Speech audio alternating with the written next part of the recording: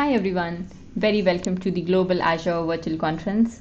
I'm really excited to be presenting today, and I'm sure you are too. I hope all of you are staying healthy, staying safe. So, the topic that I'm going to talk about today is Angular on Azure. Angular being the web application framework, the JavaScript framework that allows us to create great websites, web applications with all the different other frameworks that we use, and Azure being the place to either deploy that or do various other things like recognition services or ML services that we want to deal with.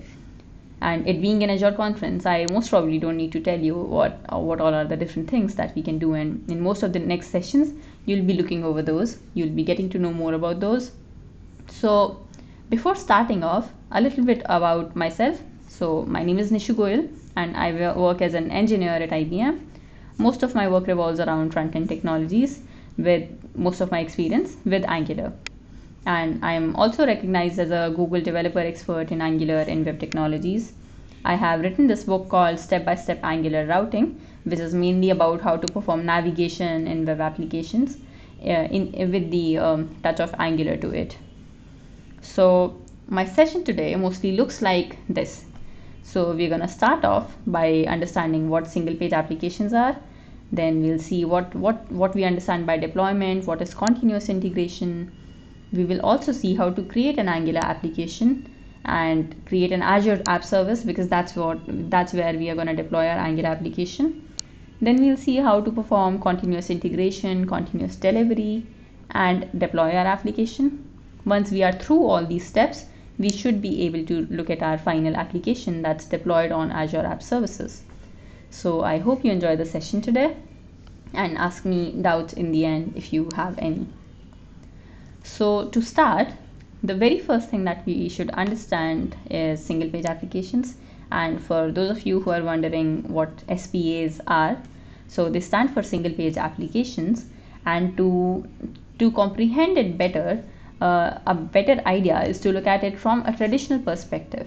So traditionally, when we used to think of websites, we would think of multiple HTML pages linked to each other through some link, and we would like hop on from one page to other to access our website.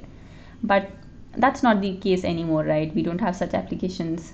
We don't create such applications now. We have single page applications wherein what we mostly do is we have one page but with different views on it. The one page is just a placeholder for all the different views that you want to put in, and these views basically represent the components that we refer to in different frameworks that we are dealing with. And if you look at the web right now, JavaScript is kind of ruling the world of web development, and there are so many JavaScript frameworks out there. You can use React or Angular, Vue, Svelte, or just vanilla JavaScript to create a good looking web application, great working web application.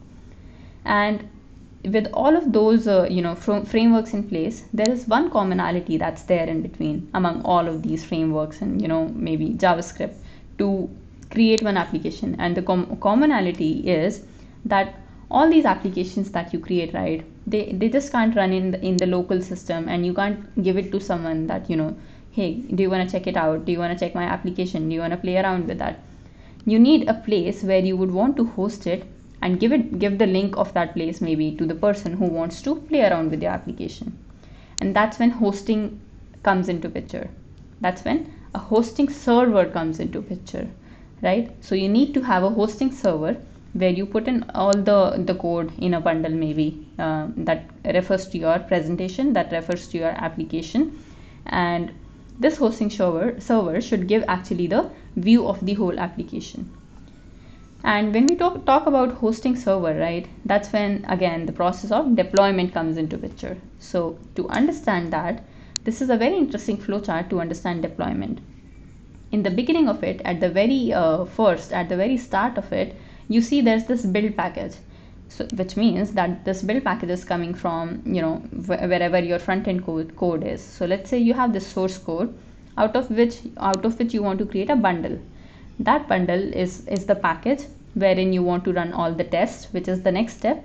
If all those tests are satisfied, Then your final step is to compress that package into a small bundle, which is finally delivered to the server.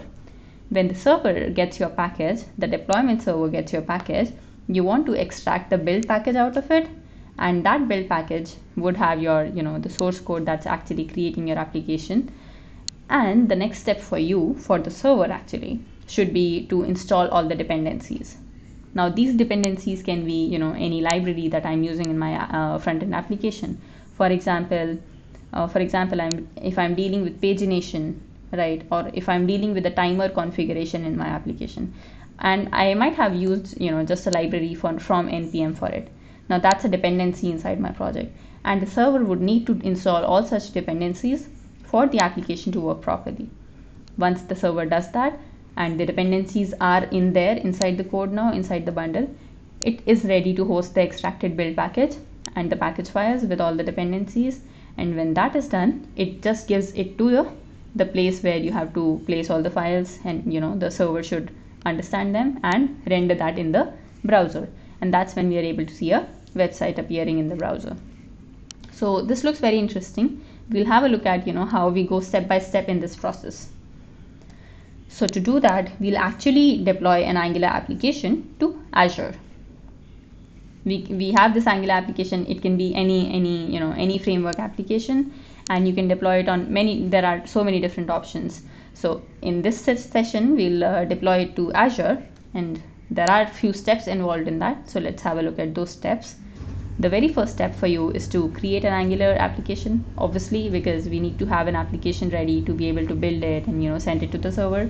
So we create one, and then we need to create an Azure App Service, because that's where we'll be hosting this application, the front-end application. Then we build it and deploy. And after deploying, if we want to do CI/CD, which is continuous integration or continuous delivery, then we do that to make sure that whenever there's a commit in my change, when there's a change and I've pushed it to the main branch, which can be a master or a prod branch, and when I've done that, that's when the latest CI/CD should run, and it should run the latest code and deploy it onto the server. Once the deployment code is ready, it should appear in your whatever host name, whatever the name of your service or your application is. It should run there. And as we discussed, the first step is to create a Angular application. And to do that, since this is an Angular application, you would need to have Angular CLI installed in your system. So we'll do npm install -g. -g stands for like installing it globally inside your system, and @Angular CLI.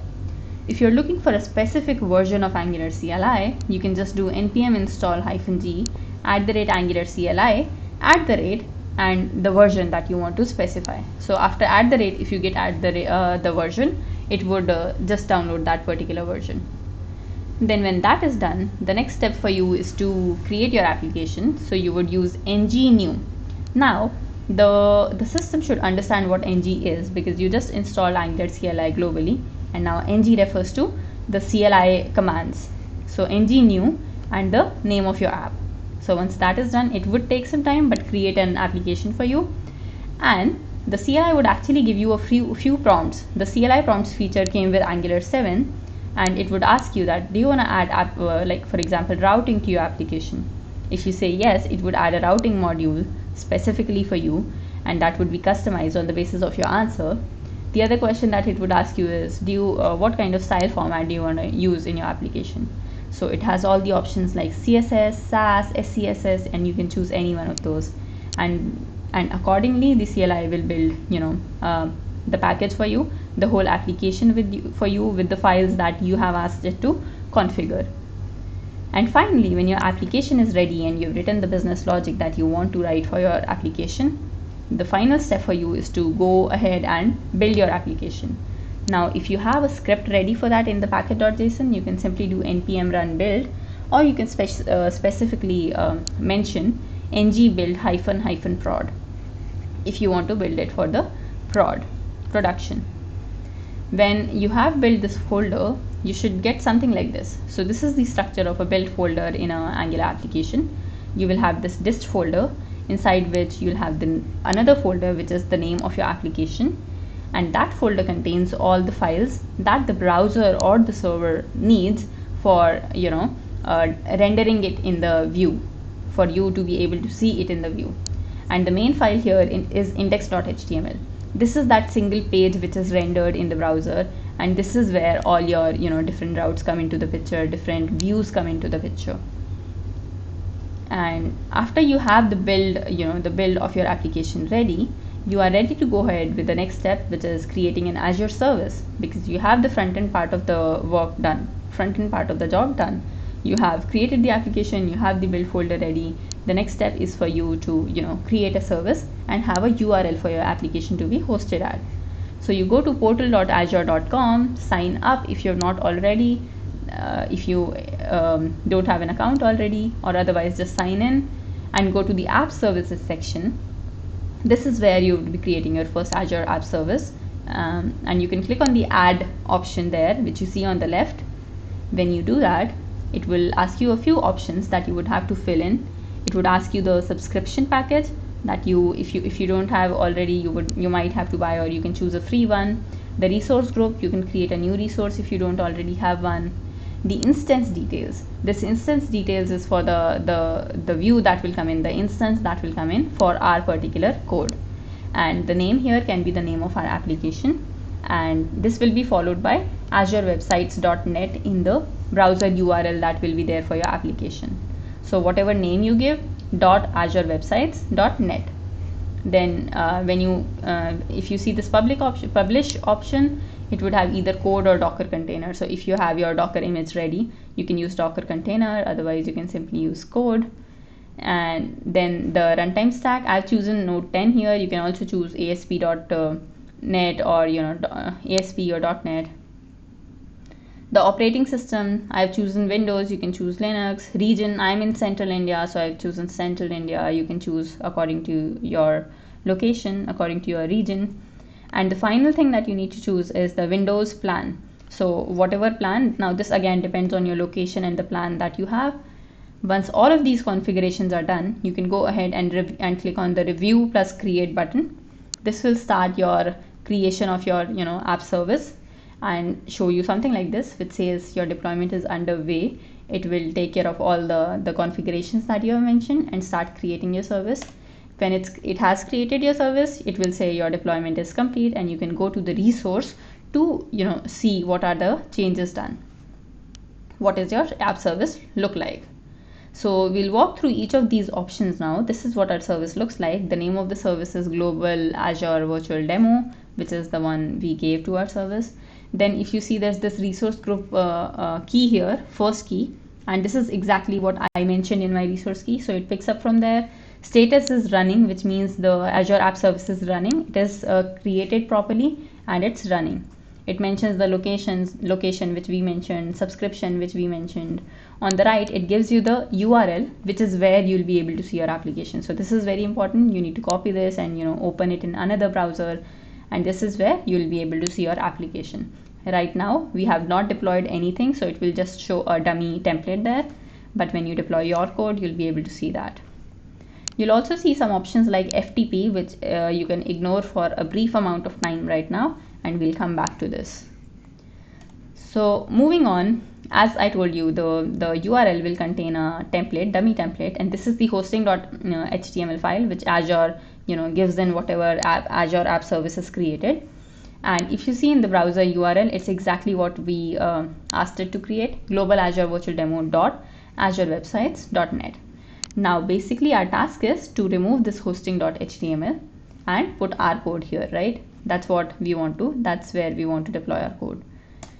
Now to do that, there are different options that we can follow. We can use FTP to manually drag and drop our files into any file transfer client, and using that we can just drag and drop the the files in there. The other option is to use Dropbox, which can be connected to the Azure Home, and you can simply connect to Dropbox and just drag and drop your files here. This is also a manual process. Or the third way of doing is to use Azure DevOps pipelines and connect those to GitHub. Take the code from your GitHub repository, and then You can do continuous integration there. You can do many more things there. We'll look at this option. And actually from these options, we'll look at two options, FTP briefly, and then Azure DevOps pipelines also we'll have a look at. Also, we'll try to accommodate a demo of that. So yeah, remember I told you to ignore the FTP part of the service for some time.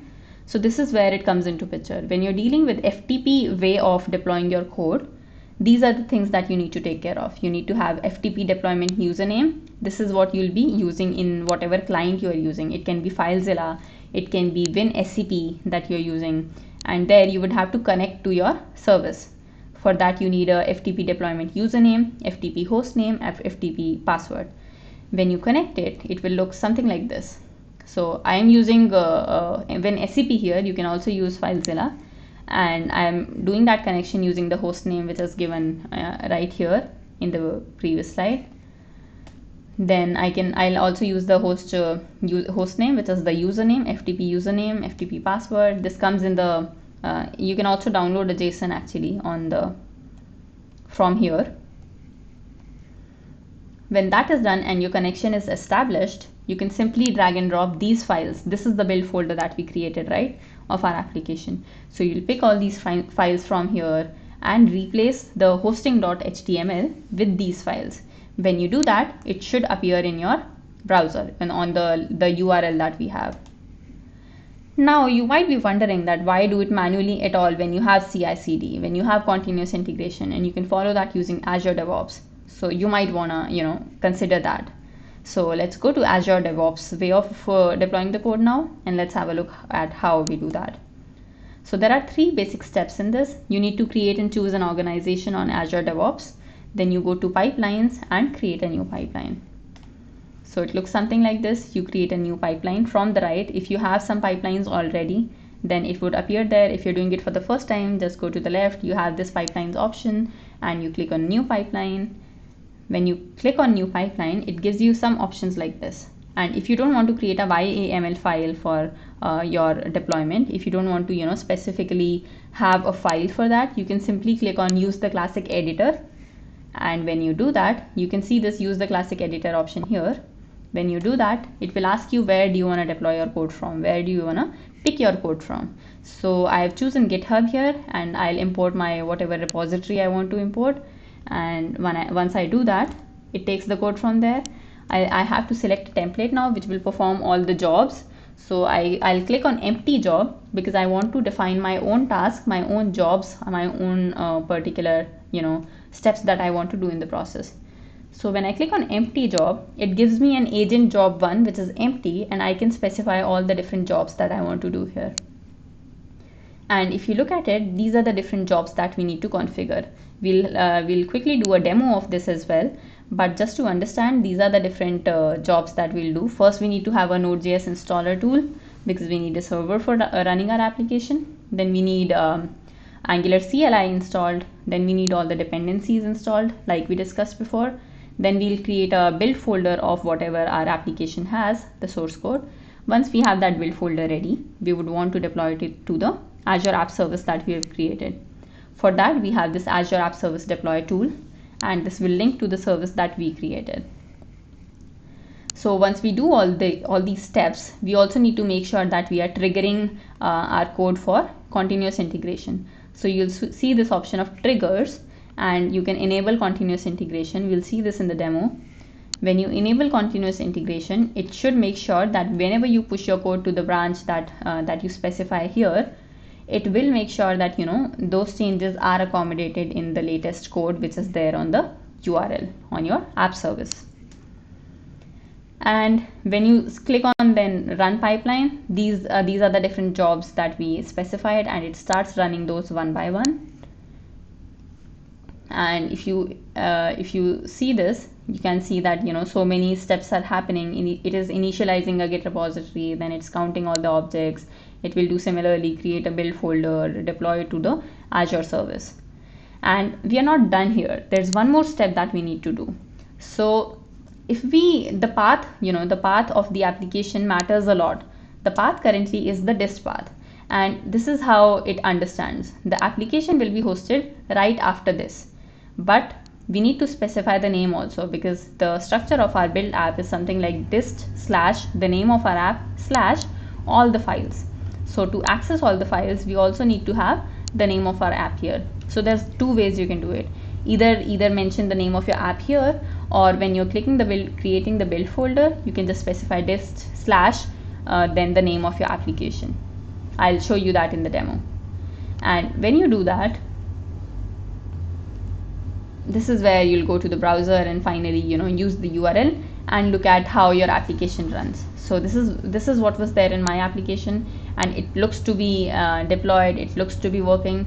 Since I had routes in my application, it has directly redirected me to the route 2 TWO, and this is what it looks like. This is my application.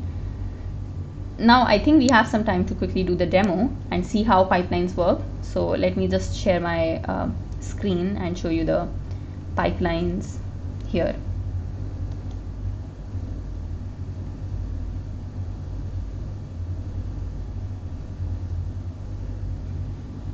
So yeah, if you're able to see the pipeline screen now, you will see that I have some pipelines already created, but I would want to create a new pipeline to demonstrate how we can create jobs.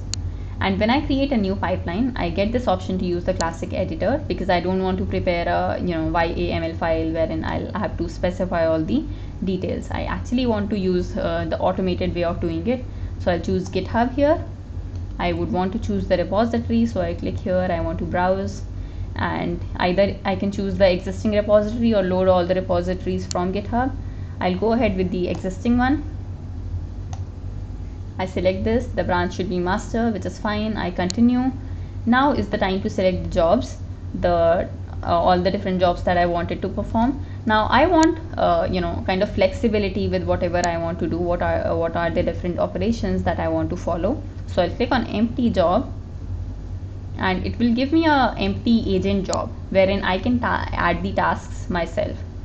And as we discussed before, the first task for us is to install the Node.js installer, right? So I'll install the Node.js. I'll just write Node, and it shows the Node.js installer, tool installer, and I want to install Node, so I'll just specify install Node and the version name. So I want to install 10.x. I specified that here. With that, the first step in the first job is done, that is installing Node. The second role is to install Angular CLI. So for that we need npm. I'll add npm here, and in this we'll specify that we need to add Angular CLI. So we can write install Angular CLI, and the command doesn't need to be installed, but we want a custom command, so we'll specify it ourselves, and we'll say npm install -g @angular /CLI. So this would install Angular CLI for us. With that being done, our next step is to install all the different dependencies and packages which are there in our application in the front-end code. So we click on npm, we add that. We want to install all the dependencies. This is what we exactly want. We want to do npm install, and the command should be install, because we want to install all the dependencies. So this is perfect. We go on to the next step, which is to create a build folder, right? So for that, again, I need to use npm. This would be the third time I'm adding npm, and when I click on this, I want to create a build folder. You can just say create prod build,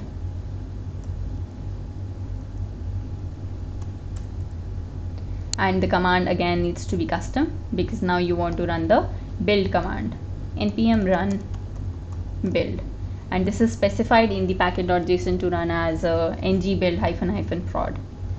When this will build your application and produce the necessary files, your final step is to use Azure App Deploy Service to deploy it to the URL, the app service that you've created. So let's call it Azure App Service Deploy. This is the tool that we need here. So it says that some settings need attention. So let's see what are those. It says mention your Azure app subscription, so we'll browse through that. I'll choose one of these, Then it asks me to go select the app service name. I'll have to be very specific here with the service wherever, which I just created and which I want to use for my deployment purposes. So I'll click on Global Azure Virtual Demo. This is the app service name that I created, and the package folder doesn't need to be this complicated. You can simply write dist / here. Now, as I was talking earlier, there is 2 ways of doing it. Now your dist folder, since it has the name of your application also, you can simply specify the whatever name your application has. So if you write it custom, whatever name your application has. So I'll remove it for now because I've done the setting for accessing from the app name itself. So when that is done, all my tasks are mostly done. I'm installing Node, I'm installing CLI, I'm doing all the installation for different dependencies, and I'm creating a build folder, and finally I'm deploying. But there's one thing that's left. We did not trigger for continuous integration. So we could go to the third option, ask it to enable continuous integration from the master branch, correct? And then I finally want to save and queue this pipeline for running. You can save the comment with any name, latest pipeline, and just save and run this. This would start your job and the running of your pipeline. So we'll quickly have a look at how it starts running that. And if you want to have a view at the logs, you can click on agent job 1. When it starts, it will start showing you the different jobs which are listed underneath.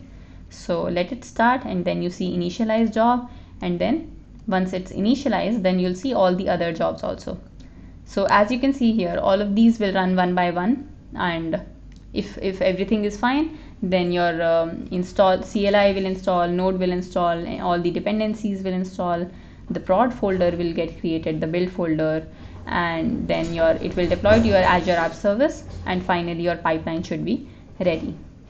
So yeah, that's how it should be. It will keep running, and on every commit of yours, it will apply the changes to the latest browser. And now if you look at how, as you already actually looked at that, let me just share my slides here. So yeah, this is how it looks, right? I don't have any latest changes in my code that I have committed, so it appears the same, and this is what my application looks like when you deploy it to the browser, whatever the latest changes are there, and your pipeline is running. So yeah, that's pretty much it about the pipelines and the CI/CD way of doing it. And I would end this presentation with some of the resources that I followed. It was actually just 2 main documentations which you can follow very briefly, and you'll understand what exactly is to be done there. And it's mainly the Microsoft Azure Service documentation and the Angular documentation about the deployment process. And in the end, I would just like to thank you all for listening through, and you can connect with me on these portals, and I would just say thank you very much and stay safe. Thank you.